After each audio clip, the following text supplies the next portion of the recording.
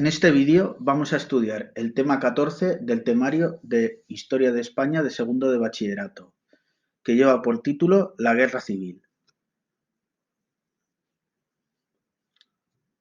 Como ya sabemos, la Guerra Civil se desarrolló entre los años 1936 y 1939 y tuvo su origen en el levantamiento de una parte del ejército español contra el gobierno de la República. Como ya hemos visto en el tema anterior, esta conspiración militar contra la República empezó a gestarse antes incluso de las elecciones de febrero de 1936, que habían dado la victoria al Frente Popular, a la coalición de izquierdas. Como protagonistas de esta conspiración militar tenemos al general Mola, que era en este momento el líder máximo del ejército en Navarra. El general Mola fue el organizador del golpe de Estado dentro de suelo español. De hecho, se le conocía en los círculos de la conspiración como el director. Mola fue el encargado de enviar a los otros militares que se iban a sumar al golpe de Estado unas instrucciones reservadas en las que daba las indicaciones para realizar el golpe de Estado, que, según él, debía acompañarse de una brutal represión contra los elementos de izquierdas. En el centro de esta conspiración se encontraba una organización secreta llamada la Unión Militar Española, en la que estaban metidos muchos militares antirrepublicanos. El líder del golpe debía ser el general Sanjurjo, que en este momento se encontraba exiliado en Portugal después de que el gobierno de centro derecha en 1934 le concediese la amnistía.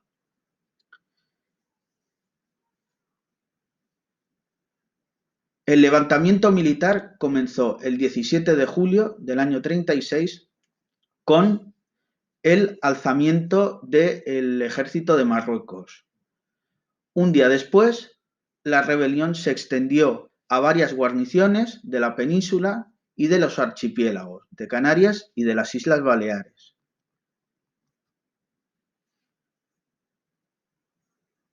En este primer momento vemos que el alzamiento del 18 de julio sigue un patrón parecido al de los pronunciamientos militares que había habido en el siglo XIX y el pronunciamiento de Primo de Rivera, es decir, los jefes militares se van pronunciando a favor del golpe de Estado.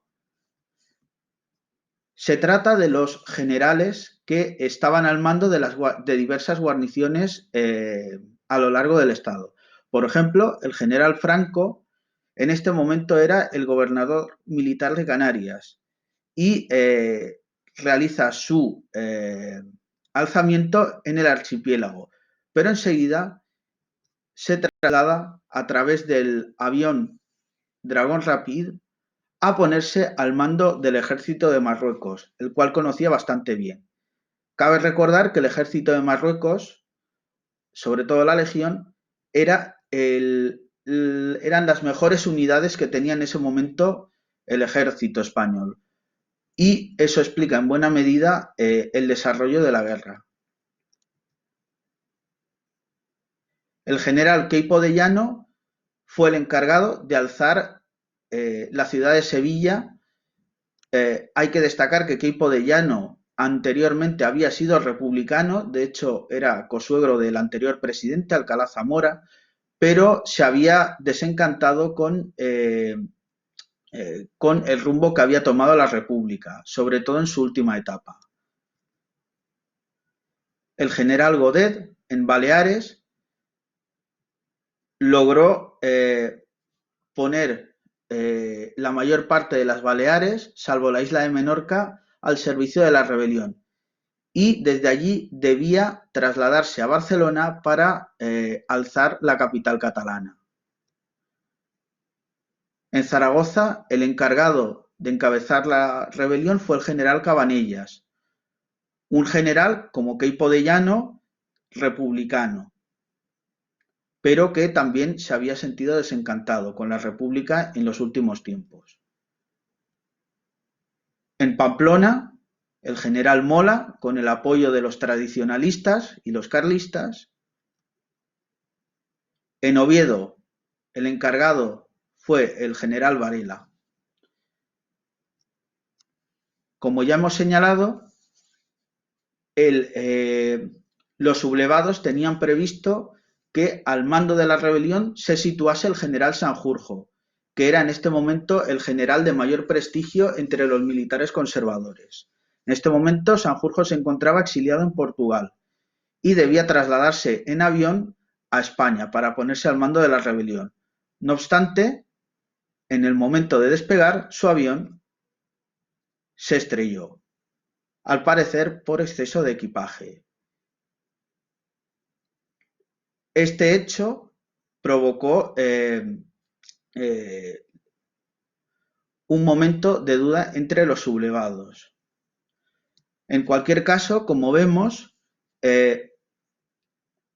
la rebelión solo triunfó en algunas zonas. El objetivo era acabar controlando todo el país, pero no lo consiguieron. En este primer momento, la mayor parte del país y sobre todo, muy importante, las principales zonas industriales, como por ejemplo Cataluña, el País Vasco o la propia ciudad de Madrid, seguían siendo fieles al gobierno de la República. El pronunciamiento quedaba claro que había fracasado.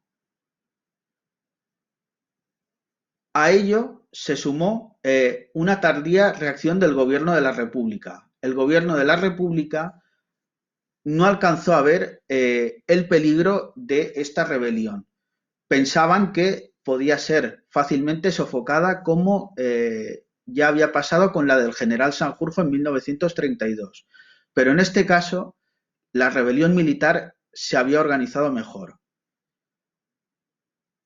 Desbordado por los acontecimientos, el presidente del gobierno, Casares Quiroga, presentó su dimisión el mismo día 18 de julio. Al día siguiente, Martínez Barrio, un republicano de izquierdas de reconocido prestigio, intentó formar un gobierno más moderado, pero al mismo tiempo intentó pactar con los sublevados para que diesen marcha atrás al pronunciamiento.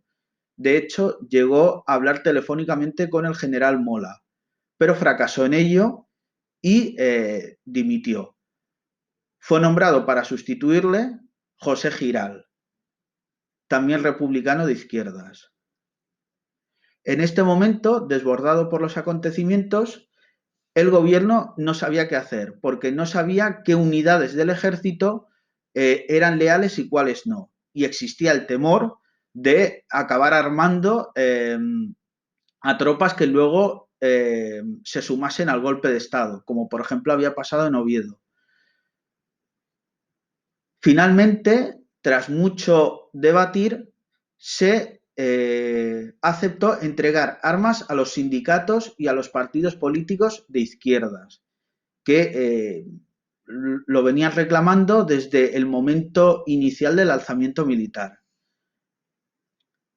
Gracias a que el gobierno proporcionó armas a los sindicatos y partidos de izquierdas, se pudo sofocar la rebelión en las principales ciudades, sobre todo Madrid y Barcelona.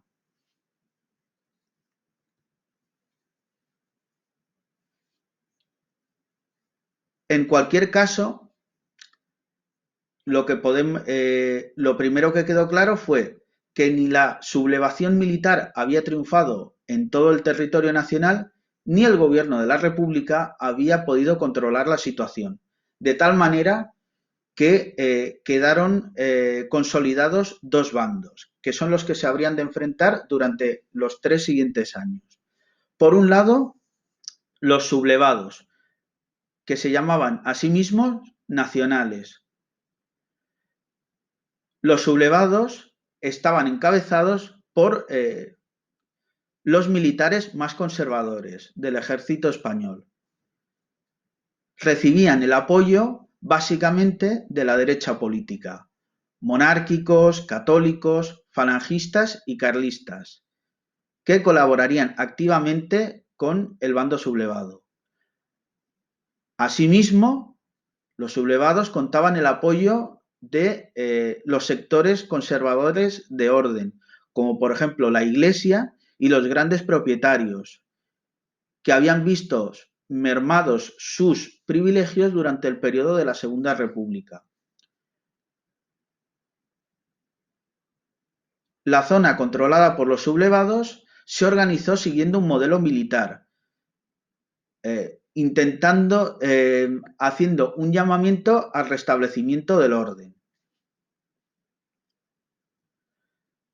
Frente a este bando sublevado tenemos el bando republicano, leal al gobierno de la República. Básicamente se trata de la izquierda política que había en ese momento en este país. Los republicanos de izquierdas, cabe señalar que algunos republicanos de derechas se habían sumado a la sublevación militar. Como decimos, los republicanos de izquierdas siguieron siendo leales al gobierno de la República. Lo mismo ocurrió con la izquierda obrera, los socialistas, los comunistas y también los anarquistas. En general, el bando republicano tenía el apoyo de las clases populares, a grandes rasgos. Esto debe ser muy matizado, ya que muchas veces la lealtad a uno u otro bando dependía de la zona en que a uno le hubiese tocado. En cualquier caso, los partidarios del bando republicano defendían la legitimidad tanto del régimen republicano como de su gobierno. A la derecha podemos ver las dos banderas que enarbolaban cada uno de los bandos. El bando sublevado recuperó la antigua bandera monárquica, rojigualda, incluyéndole el águila de San Juan. El bando republicano mantuvo la enseña republicana, la enseña tricolor, durante todo el conflicto.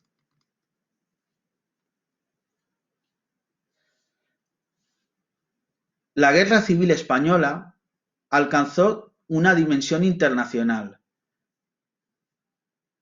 casi como en su día la había tenido la Guerra de Independencia contra Napoleón. En este momento, en el mundo se vivía una guerra entre modelos políticos. Por un lado, los partidarios del fascismo, los partidarios de la democracia liberal y los partidarios del comunismo. Estos modelos se enfrentaron a pequeña escala en la Guerra Civil Española, que sirvió de antesala al conflicto que vino después, que fue la Segunda Guerra Mundial. La Guerra de España, como se la conoció en el extranjero, movilizó a la opinión pública internacional. Unos estaban a favor de la República y otros a favor del bando sublevado. A favor del gobierno republicano estaba la mayor parte de la opinión pública progresista internacional. La República también recibió el apoyo tanto de la Unión Soviética como de los partidos obreros de todo el mundo. Este apoyo se materializó en las llamadas brigadas internacionales, grupos de voluntarios que vinieron a España a luchar a favor de la República y contra el fascismo. Sin embargo, también había voces a favor del bando sublevado, sobre todo las fuerzas conservadoras del mundo, también de los países democráticos. El bando sublevado recibió el apoyo abierto de los países fascistas, Alemania, Italia y también Portugal. se veía a los rebeldes españoles como los adelantados en un intento de frenar la expansión del comunismo en el mundo. Ante el temor de que la guerra de España se extendiese y acabase derivando en un conflicto internacional, las principales potencias acordaron crear un comité de no intervención. Este comité de no intervención, con sede en Londres, estuvo integrado por representantes de 27 países. Su objetivo, como decimos, era evitar que el conflicto se propagase y se circunscribiese únicamente al territorio español.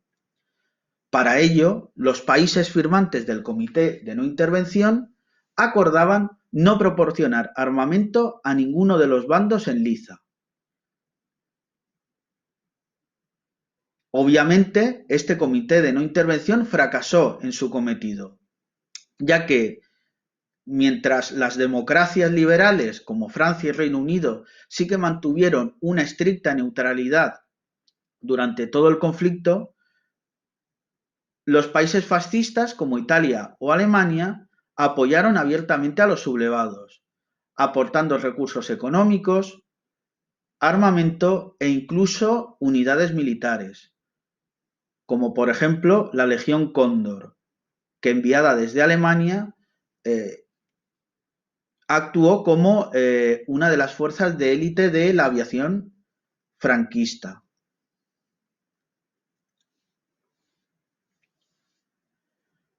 A continuación vamos a estudiar la evolución del bando republicano a lo largo de la guerra. Como hemos dicho, en un primer momento, la guerra pilló el alzamiento pilló completamente desprevenidos a los miembros del gobierno y a las autoridades republicanas. Así las cosas, en los primeros días de la guerra, podemos decir que el Estado en la zona republicana se desplomó y el poder adquirió un carácter popular, es decir, fueron las clases populares las que se fueron organizando. En teoría, prestando lealtad a la República. Para llevar a cabo la defensa, se conformaron las llamadas milicias populares, grupos de gente, muchas veces sin adiestramiento militar, que se lanzaban al frente sin preparación para luchar por la República y por sus ideales. En este primer momento, en la zona republicana, asistimos, como decimos, a un vacío de poder, que muchas organizaciones de izquierda, de la izquierda obrera, intentan aprovechar para implantar un nuevo orden revolucionario.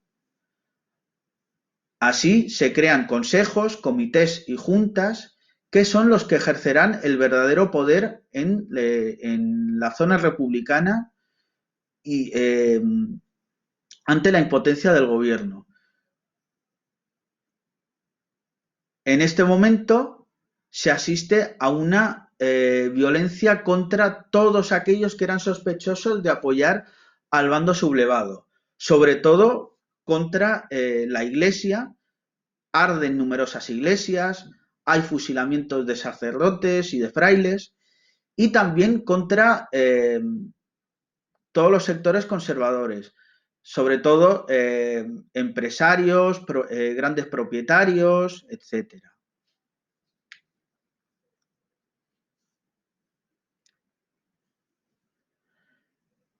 Pasado este momento de, podemos decir, de vacío de poder, a finales del verano y tras mucho esfuerzo, el gobierno republicano empieza a recomponerse. José Giral dimite como presidente del gobierno y es nombrado presidente Largo Caballero, apodado el Lenin español, del Partido Socialista Obrero Español.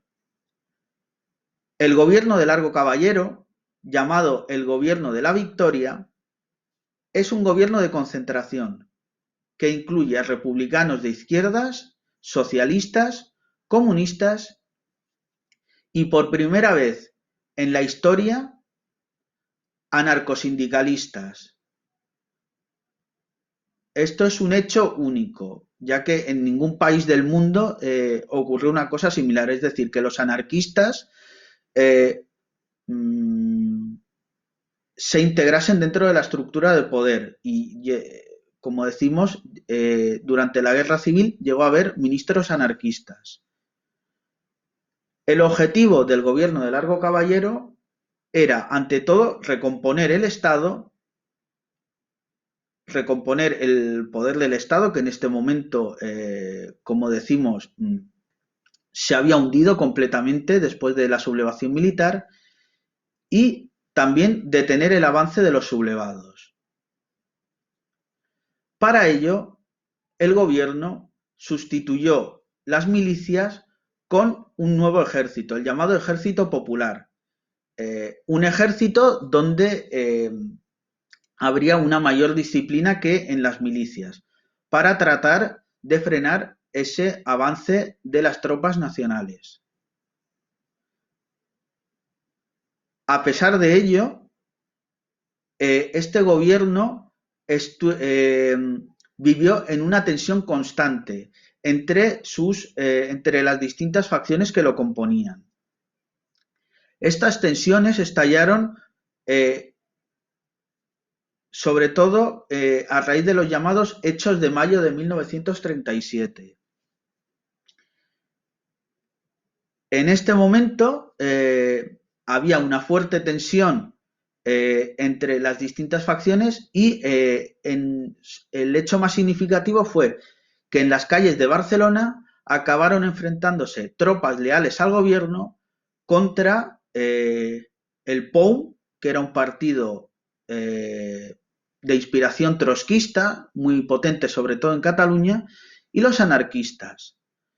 El gobierno hubo de enviar tropas desde el frente de guerra hacia Barcelona para sofocar esta rebelión y una vez sofocada se produjo una crisis de gobierno.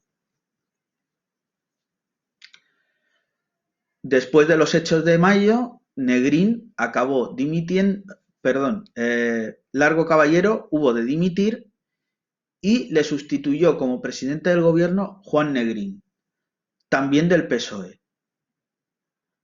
Juan Negrín será presidente del gobierno en la zona republicana hasta el final de la guerra.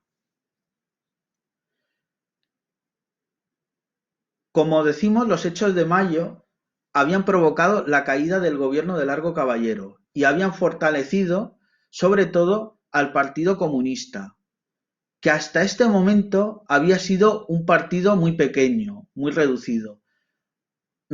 A partir, sobre todo, de los hechos de mayo, el Partido Comunista va a crecer y será el partido más importante hasta el final de la guerra. Negrín conforma un nuevo gobierno, pero en este caso solo va a estar conformado por partidos políticos. Los sindicatos, entre ellos la CNT, quedan excluidos del gobierno. Indalecio Prieto, uno de los líderes históricos del PSOE y mentor del propio Negrín, es nombrado ministro de Defensa. El gobierno de Negrín se constituyó bajo la máxima resistir es vencer.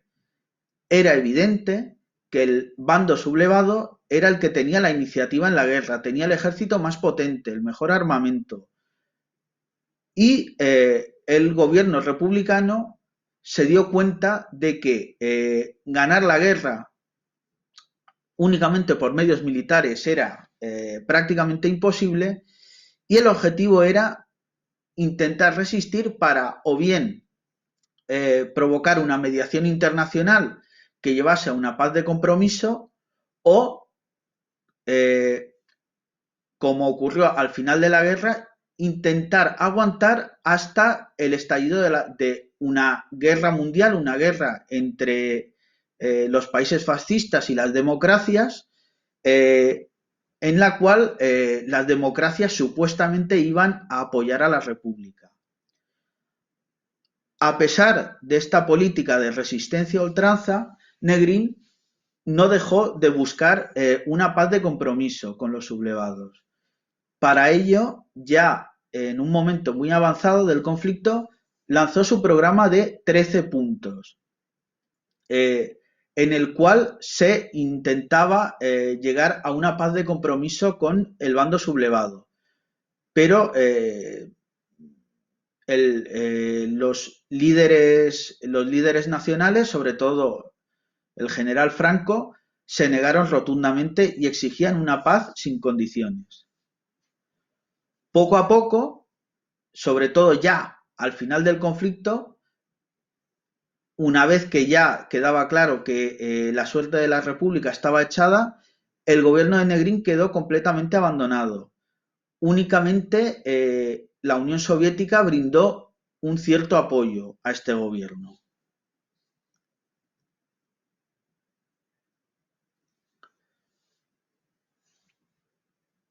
A lo largo de la guerra,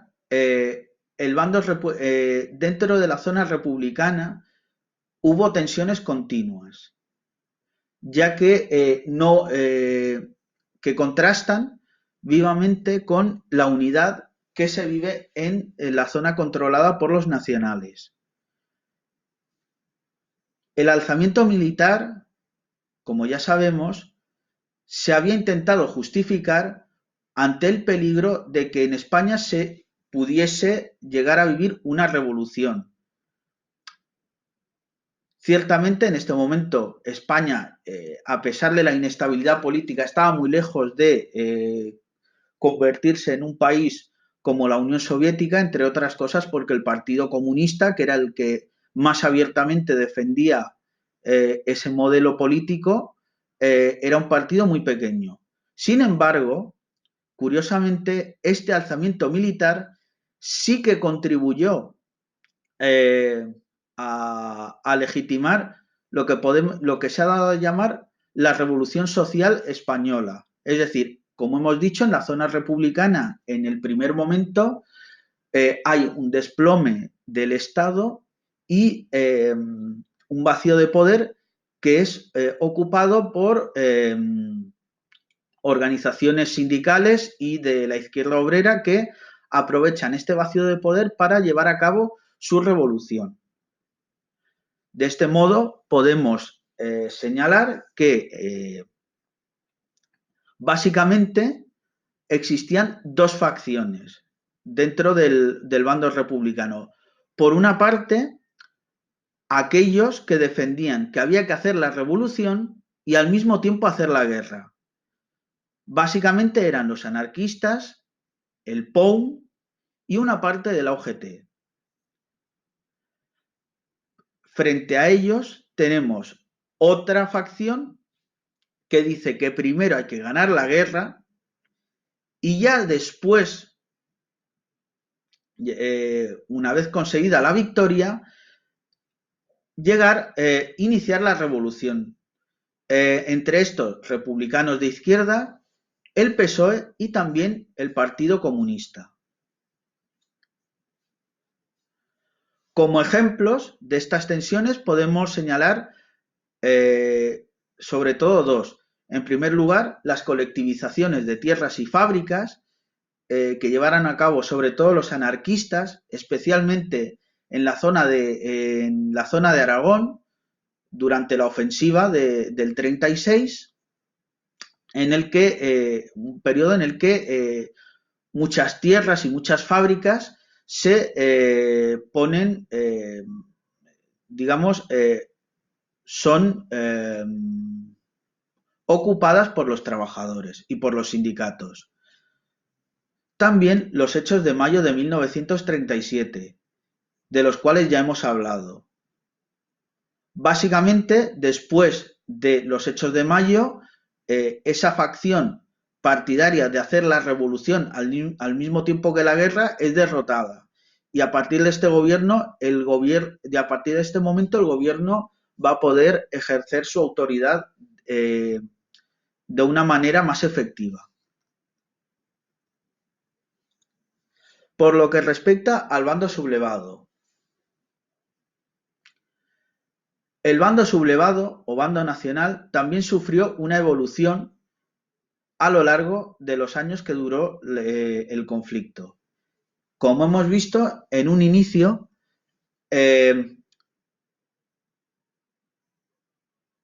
los diferentes generales iban sublevando sus respectivas zonas y cada uno de ellos actuaba de forma independiente en su zona, prácticamente como si fueran virreyes. Básicamente la consigna era intentar perseguir duramente a todo aquel que fuera simpatizante de la República o de partidos de izquierdas o de sindicatos y ejercer contra ellos una represión brutal. Como hemos dicho, al mando de la sublevación debía situarse el general Sanjurjo, que estaba en ese momento exiliado en Portugal. Sin embargo, el día 20 de julio sufrió un accidente de aviación y los militares tuvieron que replantear su estrategia. Así las cosas, el 24 de julio se conformó una especie de gobierno que se denominó Junta de Defensa Nacional, que tenía su sede en Burgos, en plena zona sublevada.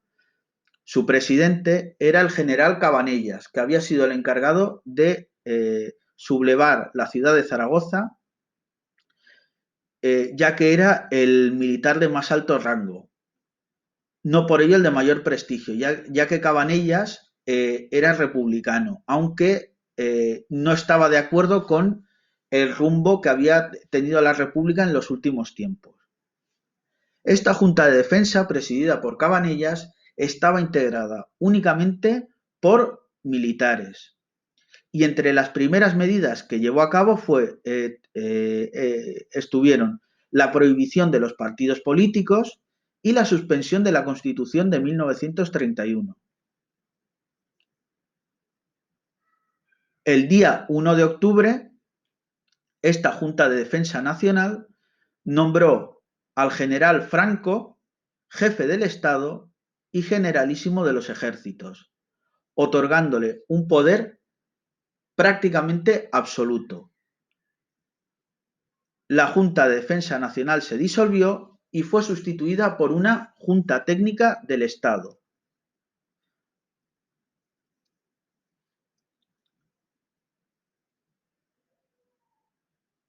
Para organizar políticamente la zona sublevada, los militares, y al mando de ellos el general Franco, se inspiraron por una parte en el modelo militar y por otra en el modelo de los países fascistas.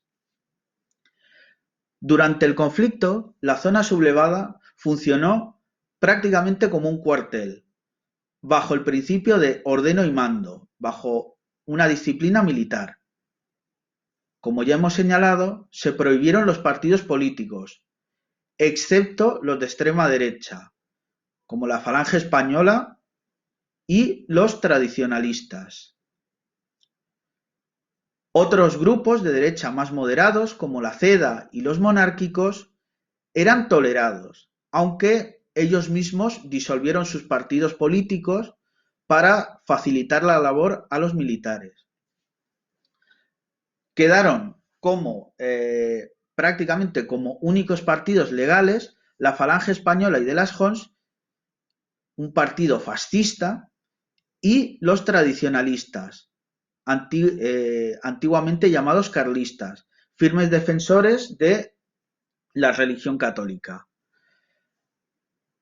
Para evitar posibles disensiones entre estos partidos, en 1937 el general Franco firmó un decreto de unificación, siguiendo el modelo fascista italiano y del nazismo alemán, países en los que existía el partido único, solo existía un partido político. De esta manera, Franco fusionó la Falange y los tradicionalistas en un nuevo partido, un partido único, que recibió el nombre de Falange Española Tradicionalista y de las Jons. Dentro de este partido, evidentemente, habría disensiones, ya que no eran exactamente lo mismo los falangistas que los tradicionalistas, pero el gobierno reprimió aquellas voces que se opusieron a esta unificación. Como jefe nacional del Partido Único quedó nuevamente el general Franco, que cada vez iba acumulando más y más poder.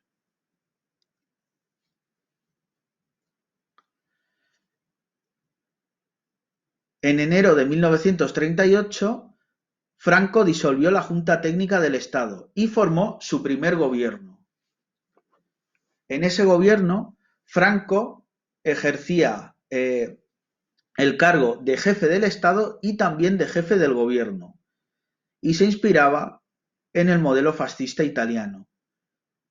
Este gobierno se caracterizaba por un fuerte conservadurismo político, económico y social, y una cerrada defensa de la religión católica, que estaba siendo perseguida en las zonas controladas por los republicanos.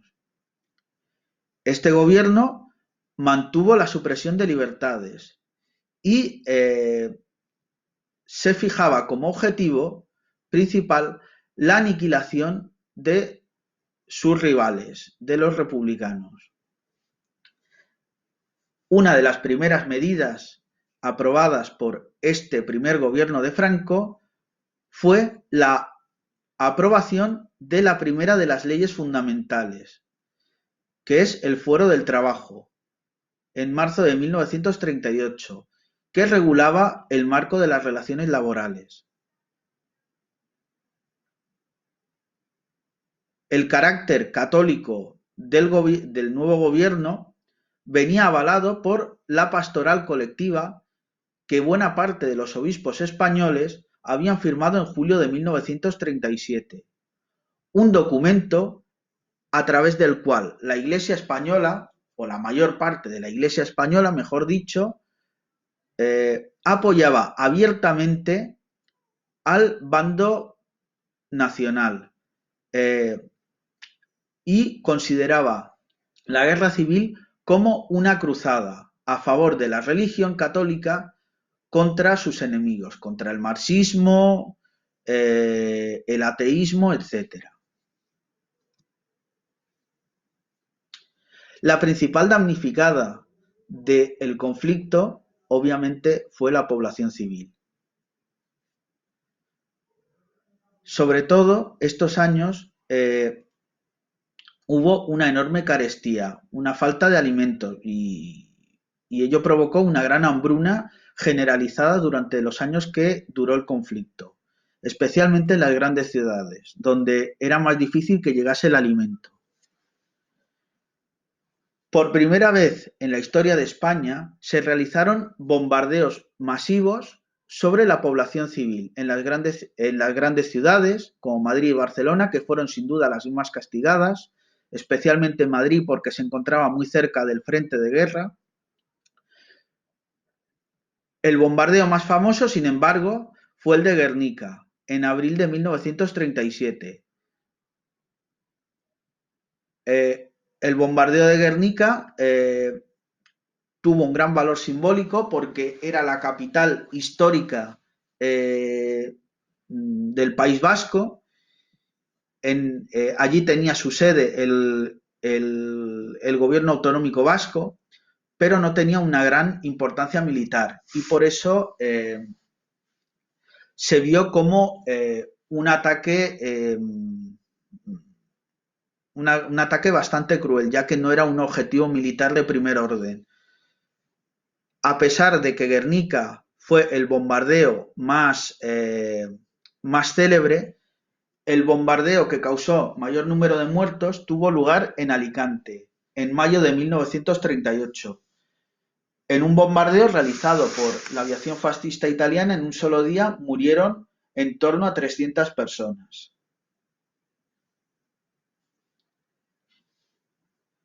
Durante el periodo que duró la guerra, se vivió una violencia inusitada no solo en el frente de batalla, sino también en la propia retaguardia, detrás de las propias líneas del ejército.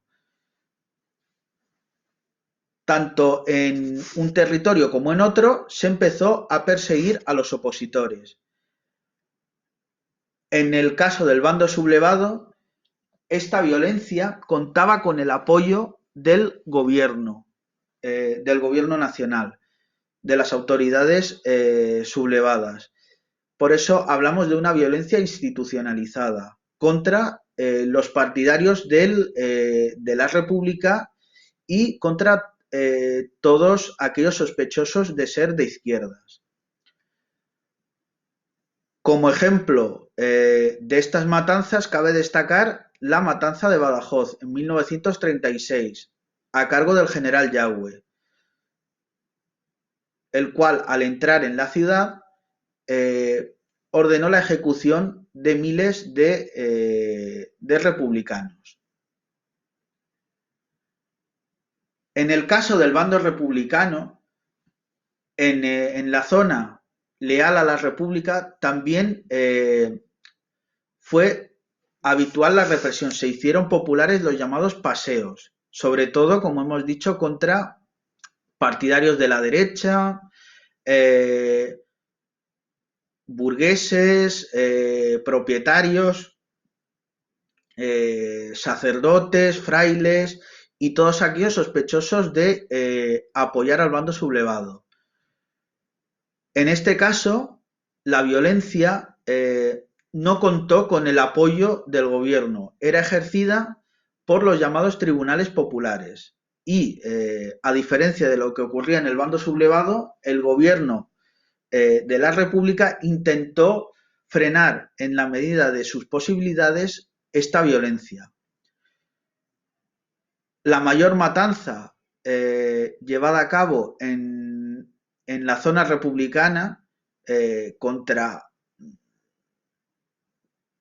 partidarios del bando sublevado fue la matanza de Paracuellos, que ocurrió como respuesta a la matanza de Badajoz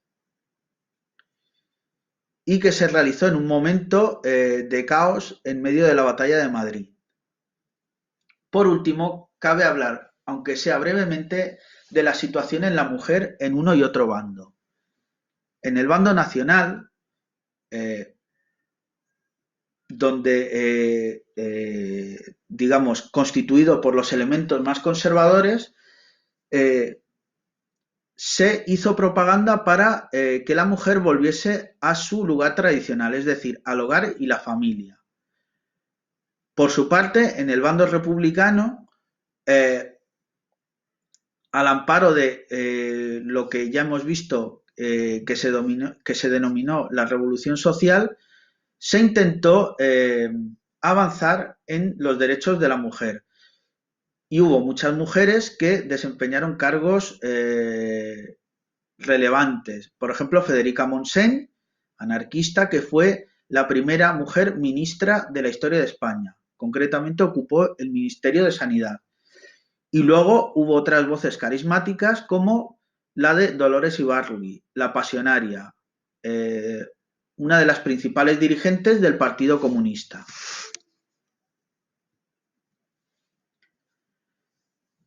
En esta imagen vemos los efectos del bombardeo de Guernica. En Guernica se ensayó un nuevo tipo de bombardeo, el llamado bombardeo de alfombra, que consistía en arrasar completamente una ciudad. Este bombardeo fue llevado a cabo por la Legión Cóndor, una unidad alemana enviada por Hitler para apoyar al bando sublevado. a pesar de que no fue el bombardeo que más muertos provocó, el bombardeo de Guernica se hizo célebre en todo el mundo gracias sobre todo al famoso cuadro que pintó Pablo Picasso para la Exposición Internacional de París, el Guernica, que por el cual se intentaba hacer un llamamiento al mundo para que las democracias apoyasen a la República.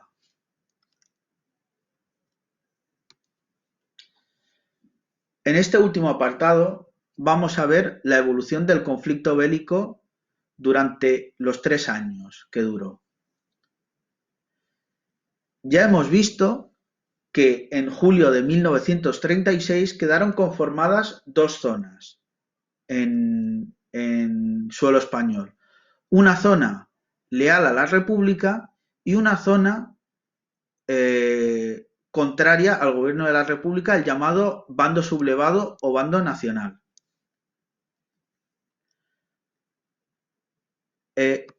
Como hemos dicho, las mejores unidades del ejército español en este momento conformaban el llamado Ejército de Marruecos.